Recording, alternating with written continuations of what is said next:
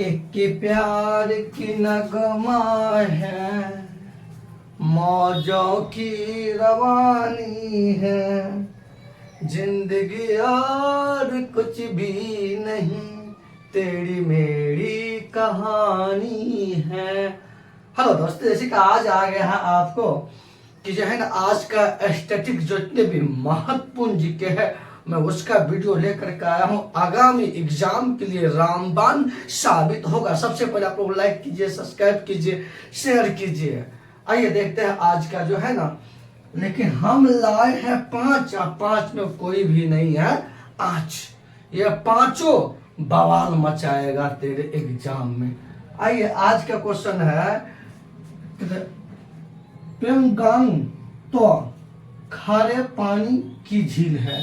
ये जो है ये खारे पानी का झील है प्योंगयांग। प्योंगयांग जो है ये खारे पानी का झील है और ये झील आपको लद्दाख में स्थित है। मतलब लद्दाख और तिब्बत दोनों की सीमा पर स्थित है। ये जो है आपको लद्दाख एवं तिब्बत, लद्दाख एवं तिब्बत की सीमा पर स्थित है कौन? प्योंगयांग झील। उसके बाद आइए आगे अपना सब देखते हैं। इसमें देखते हैं क्या है कि भारत झील, वैसे सबसे ज्यादा झील हो गया आपको तमिलनाडु में।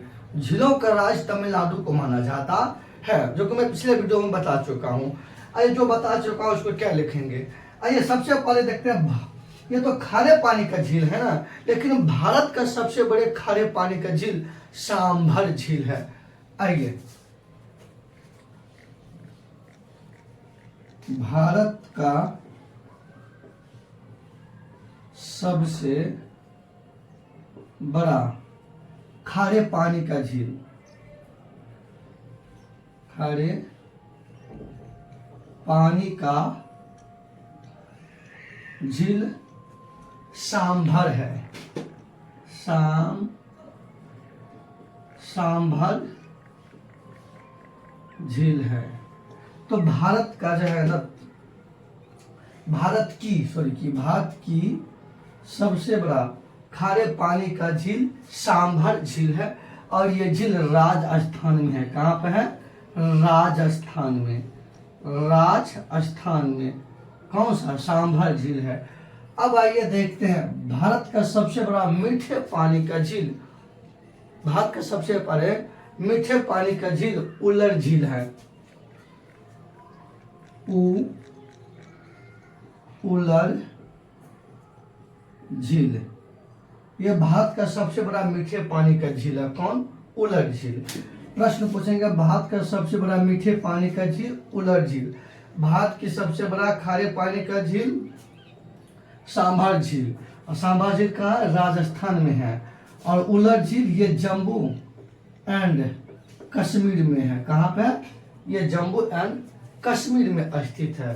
लेकिन एक बात और आइए यहाँ पे देखते हैं, एक पॉइंट और देखते हैं। भारत का सबसे बड़ा तटीय झील वह है चिल्का झील, जो उड़ीसा के अंतर्गत है। आइए चिल्का झील, यह भारत का सबसे बड़ा तटीय झील है। यह भारत का सबसे बड़ा कैसा झील है? यह तटीय, मतलब तट पर स्थित है। यह तटीय झील है जो आपको कहाँ का? ओडिशा के अंतर्गत है। ओडिशा के अंतर्गत है। ध्यान में रखिए जो भी बताया हूँ झील के बाद। प्योंगयांग झील ये भारत के सबसे ऊंची पर स्थित झील है जो लद्दाख एवं तिब्बत की सीमा पर स्थित है। भारत की सबसे बड़ा खारे पानी का झील सांभर राजस्थान में है। भारत के सबसे बड़ा मीठे पानी का झील उलर झील जो जम्मू कश्मीर में स्थित है। भारत का सबसे बड़ा तटीय झील चिल्का झील है जो ओडिशा में स्थित है। और भी है झील, लेकिन आपको लिए मैं इतना दिया हूँ महत्वपूर्ण। अब आइए आगे देखते हैं। आरबीआई के पहले भारतीय गवर्नर सीडी देशमुख थे। बहुत अच्छा क्वेश्चन। आरबीआई बैंक के पहले भारतीय गवर्नर सीडी देशमुख थे। अब ये सबसे पहले देखते हैं आरबीआई की स्थापना। इसकी आरबीआई की स्थापना।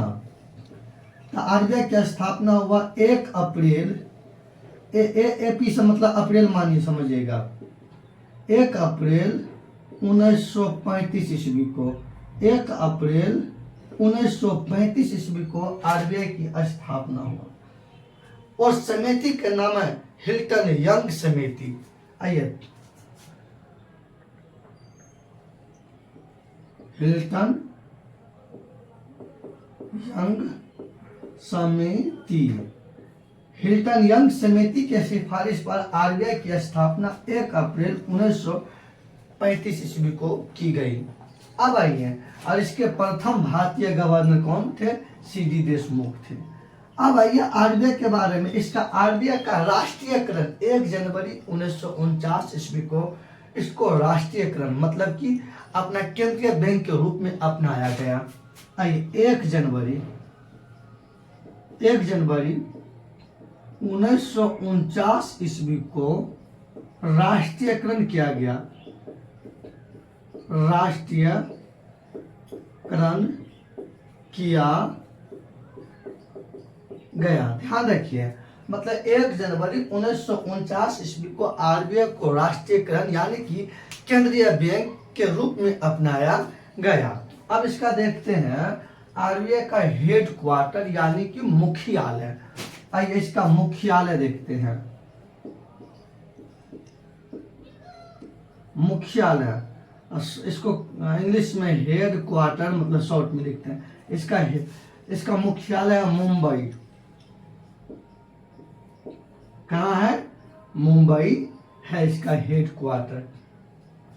अब आइए, आरबीआई को बैंकों का बैंक कहा जाता है। आरबीआई करेंसी जारी करता है। आरबीआई का फुल फॉर्म होता है रिजर्व बैंक ऑफ इंडिया। समझ गए? अब आइए देखते हैं, ये तो हो गया। राज्य पुनर्गठन आयोग की स्थापना 1953 ईस्वी में किया गया था। राज्य पुनर्गठन आयोग की स्थापना 1953 ईस्वी में किया गया। तो इसका अध्यक्ष, इसका सबसे पहले देखते हैं अध्यक्ष। इसका अध्यक्ष था फजल अली। फजल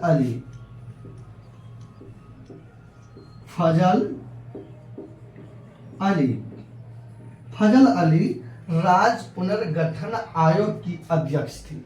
इन्हीं की अध्यक्षता में राज्य पुनर्गठन आयोग की स्थापना 1953 ईस्वी में की गई। अब आइए, और ये समिति जो है, ये समिति अपनी रिपोर्ट सरकार को 1955 ईस्वी में सौंप दी। कितना ईस्वी में? 1955 ईस्वी में सौंप दी रिपोर्ट। आइए,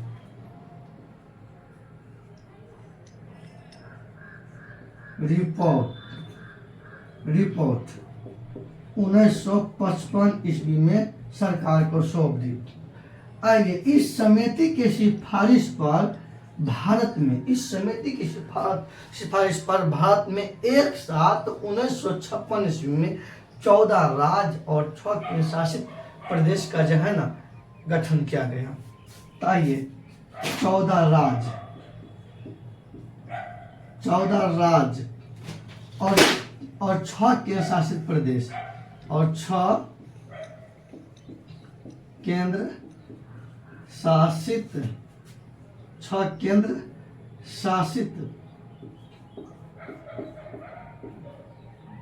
प्रदेश की गठन किया गया, गठन या स्थापना किया गया। प्रदेश की स्थापना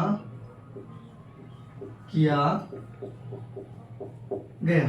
ध्यान दीजिए, तो भाषा के आधार पर पहला गठन राज्य हो गया आंध्र प्रदेश। कौन हो गया? आंध्र प्रदेश। यहां लिखते हैं आंध्र प्रदेश। ये प्रथम राज्य है जो भाषा के आधार पर गठन किया गया था। भाषा के आधार पर गठन प्रथम राज्य कौन है? आंध्र प्रदेश है। कौन है? आंध्र प्रदेश। और आंध्र प्रदेश को भाषा के आधार पर, आइए, भाषा के आधार पर इसका गठन किया गया 1953 ईस्वी में किया गया था। 1953 ईस्वी में 1953 ईस्वी में ध्यान दीजिएगा। ध्यान दीजिएगा, प्रश्न पूछेंगे आंध्र प्रदेश को भाषा के आधार पर कब गठन किया गया था? 1953 ईस्वी में। और भाषा के आधार पर गठन प्रथम राज्य कौन हो गया? आंध्र प्रदेश हो गया। कौन हो गया? आंध्र प्रदेश हो गया। राज्य पुनर्गठन आयोग के गठन कब किया? 53 में। इसका अध्यक्ष कौन था? इसका अध्यक्ष था फजल अली। और ये आयोग ने अपनी रिपोर्ट 1955 में सौंपी।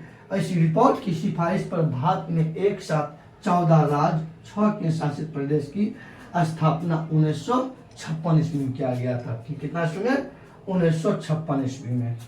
1956 ईस्वी में किया गया। अब ये अंडमान निकोबार द्वीप समूह का सर्वोच्च चोटी सैंडल पीक है। कहता है अंडमान निकोबार द्वीप समूह का सर्वोच्च चोटी या सर्वोच्च शिखर सैंडल पीक है। कौन है? सैंडल पीक है। अब आइए आगे देखते हैं। अंडमान निकोबार ये द्वीप ये केंद्र शासित प्रदेश है। इसकी राजधानी देखते हैं, पोर्ट ब्लेयर इसकी राजधानी है। राजधानी पोर्ट ब्लेयर है। मतलब अंडमान निकोबार की राजधानी कौन है? पोर्ट ब्लेयर है।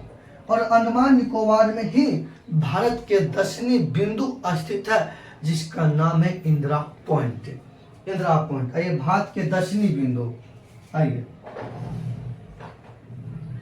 भारत की दक्षिणी बिंदु, भारत की दक्षिणी बिंदु इसी में स्थित है, जिसका नाम है इंदिरा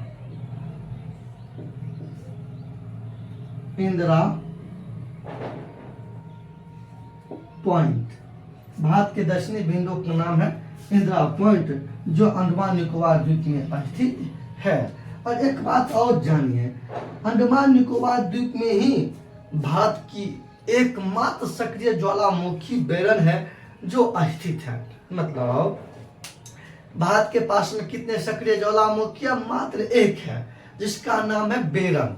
वो ज्वालामुखी आपको जो है अंडमान निकोबार द्वीप में ही स्थित है। आइए भारत की सक्रिय ज्वालामुखी,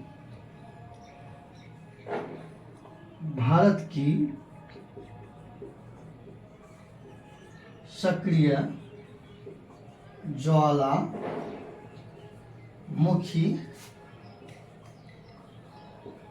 बेरन है, जो अंडमान निकोबार द्वीप में स्थित है। कहाँ स्थित है? अंडमान निकोबार द्वीप में स्थित है। आइए कहते चिपको आंदोलन। चिपको आंदोलन हुआ very very very very important question. Chipko आंदोलन हुआ 1973 ईस्वी में। चिपको आंदोलन कब हुआ? 1973 ईस्वी में। इस आंदोलन का नेता था सुंदरलाल बहुगुणा। और ये आंदोलन हुआ था आपको उत्तराखंड में। उत्तराखंड। ये आंदोलन की शुरुआत हुआ कहाँ से? उत्तराखंड। इस आंदोलन का एक ही उद्देश्य था, जब उत्तराखंड में सरकार जब जंगल या पेड़ पौधा की कटवाना शुरू किया, तो महिलाओं सब क्या करती थी? पेड़ से चिपक जाती थी और पेड़ को मतलब पूरा पकड़ लेती थी और पेड़ को काटने से मना करती थी। इस प्रकार से यह आंदोलन बड़ा पैमाने पर फैल गया, जो एक आंदोलन का रूप ले लिया और काफी चर्चित आंदोलन है, जिसका नाम दिया गया चिपको। चिपक गया, पेड़ को पकड़ लिया और पकड़ के कहा हम पेड़ काटने नहीं देंगे, तो इसी का चिपको आंदोलन। और इसकी नेता बना सुंदरलाल बहुगुणा। तो प्रश्न पूछेंगे चिपको आंदोलन कब हुआ? 1973 ईस्वी में। नेता सुंदरलाल बहुगुणा। कहाँ पर यह आंदोलन शुरुआत हुआ था? उत्तराखंड में। इस आंदोलन के अंतर्गत महिलाओं पेड़ से चिपक जाती थी और पेड़ को काटने से मना कर देती थी। यही एक आंदोलन चिपको आंदोलन के नाम से।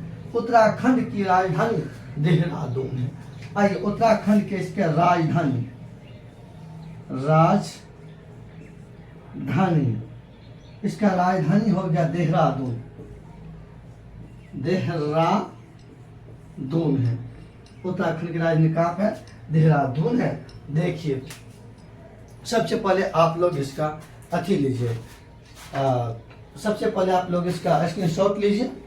अब स्क्रीनशॉट ले लिए होंगे तो आइए अपना से शुरू करते। देखिए मैंने जो आज का जो स्टैटिक जीके लेकर आया हूँ काफी कमाल का है, कमाल का है, एकदम डायरेक्ट हिट होगा।